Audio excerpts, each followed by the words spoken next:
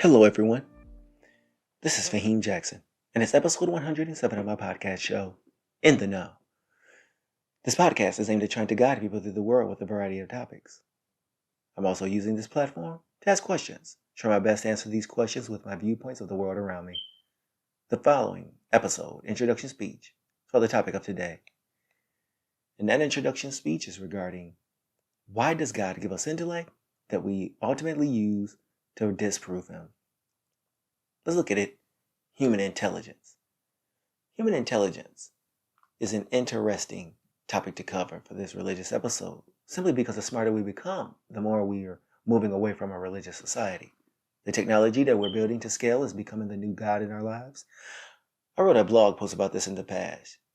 Yet is that what God has chosen for us to do with our intellect? We could be doing so much more. We build elaborate bombs, missiles, for our intelligence. Instead, we could be working as a collaborative effort to pull the smartest minds around the world to build a protective measure to feed and house our species. Then again, we do use our minds to do good. Charitable organizations contribute billions to those less fortunate, governments with resources to do so give poor nations with foreign and impoverished nations aid. So what has been said, why would we take this intellect and push back against the very God who supposedly gave it to us? Or better yet, why would God himself give us this gift only to discredit him? Well, in this episode, we'll explore human intelligence as to how this could happen. Human intellect is a mental state of a person, our ability to learn, adapt to our surroundings, learn new information, and manipulate the environment for our human survival. And to break down a little more, our intelligence is used over a period of time to build to scale, giving us the ability to survive.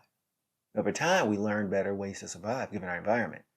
This means someone living in the Serengeti of Africa will build differently than someone in Scandinavia, simply because climate, resources, and a need for continuation of our existence is at stake. For every year that passes, we learn new information, explore, and come upon new resources to better build on the lands of our origin. Sometimes we run across friendly groups who can aid us in building, whereas they benefit as well. If you scratch my back, I scratch yours. But we also come across enemies who seek to harm. This is when defense mechanisms come into play. And now you can protect yourself by building to scale, usually some type of fortress, so you can see enemies coming. This contributes to sharp intellect. Now, about when in history did humans start to show intelligence? I'll give you an example. A primate sees a colony of ants coming from an anthill. They come out. The primate tries grabbing a few. Its fingers are too big and it kills some before only being able to consume a few. The primate looks about the ground, picks up a stick, puts it in an ant hole, pulls out the stick, and there are ants all over the stick. The primate eats the ants, walks over to the other primates and shows them his technique. They witness the ants and celebrate. Next thing you know, they're all looking for sticks to attempt the same thing. And this moment is when the separation starts. These are the earliest moments of human intellect, the times when primates are evolving to what will later be called Homo sapien. Our civilizations grew in scale, which brings us to today. Because besides how man became intelligent, there are the indicators as to human intellect pointing to a specific place in the world. Where did man first explore intelligence? Well, every part of the world there are relics of the past, a time period of great conquest and feats. So with that said, the entire world is one great civilization of past human intelligence. Let's start with Africa, the place from which all human life evolved. The jungle of Africa hold strong ancient history that is buried within the jungles. Rock formations that we think nature placed there were built by man 1,000 years ago or even 10,000 years.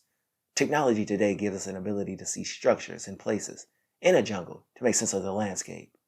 Other parts of Africa where mud structures served as early places of worship, especially when you visit a country like Egypt, where thousands of years of human intellect still stand.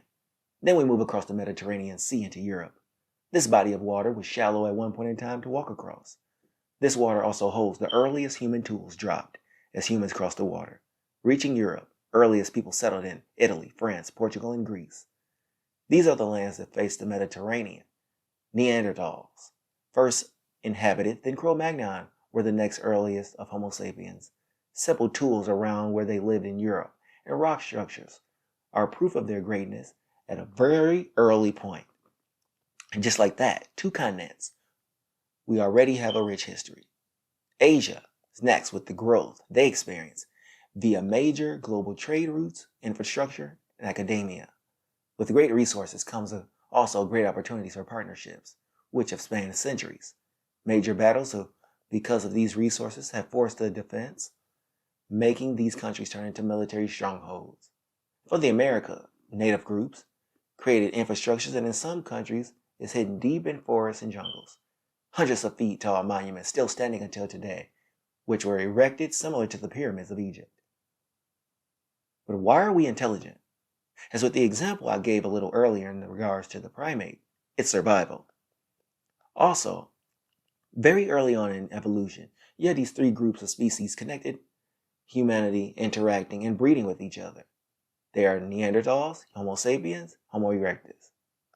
We developed from these interactions taking on traits of the three. So unbeknownst to selves, we were creating the building blocks for what would later become man. But inheriting traits from these three separate species groups is not enough. Figuring out how to make it to the end of your lives over time contributed to our intelligence. For example, early humans died quite young. Most were 40 years of age, but creating clothing for cold weather and shelter further protected ourselves and increased survival rates. We were hidden from bad weather and exposure to enemy groups seeking to overtake us. Most of them for their own survival. Eating anything they could get their hands on actually meant dying off. Then when learning what harms you and how to separate and prepare your meals the right way. This eventually enabled the ability to feed a large-scale tribal group, then on to regions and later entire countries. Now here's where another complex way of humans started to become intelligent, and that is developing language. Here's where regional would turn into continental to global. In every step you create, make complex and communicate with other groups, help them expand. Lastly, developing medical means of living longer, and the promotion of healthy lifestyles boosts intelligence, because now instead of 40, we live to be 78.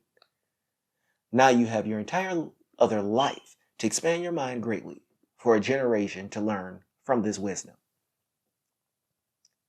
So, how do we use intelligence?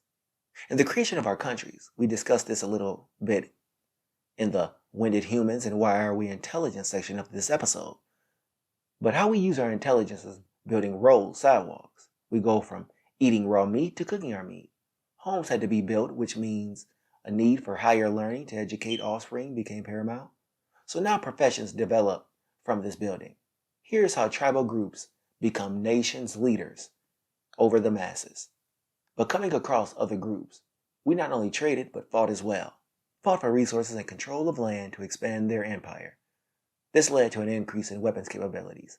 So countless lives are lost simply because we want an advantage over another group while all the while protecting ourselves.